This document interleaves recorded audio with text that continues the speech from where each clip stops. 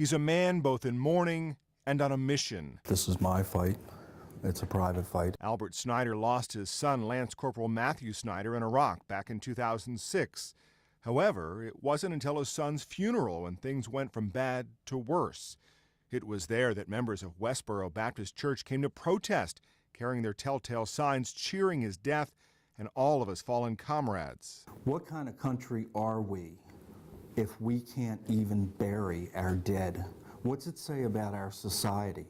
However, Fred Phelps and the other members of the church insist their message is something the country needs to hear and add they had the constitutional right to tell it. You can't say under our Constitution we don't like his preaching, shut him up. Snyder bristles at the free speech argument and is now suing the church in a case that will be heard at the Supreme Court next term. This is more than freedom of speech. This is like yelling fire in a crowded theater. Somebody's going to get hurt. So far, lower courts have split on the case. The most recent verdict, however, not only ruled against him, but also ordered him to pay Westboro's court costs of more than $16,000. Groups like the American Legion, as well as Fox News commentator Bill O'Reilly, are promising to shoulder that burden. Plus, he's been getting unsolicited donations from random people.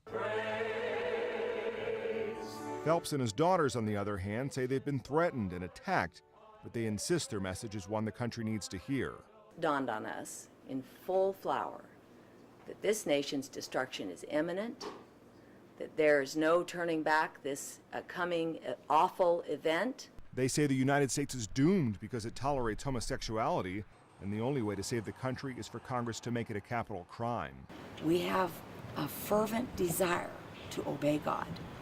It's impressed upon my heart every day. He didn't have to pick me. Snyder contends the church didn't have to pick his son's funeral to protest at either.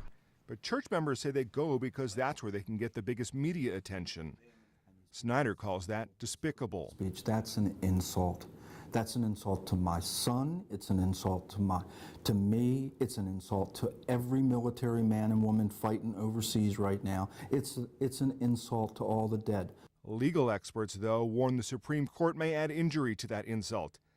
They say it appears the protesters have the law on their side, and warn ruling against them could undermine the First Amendment. Matt Friedman, The Associated Press.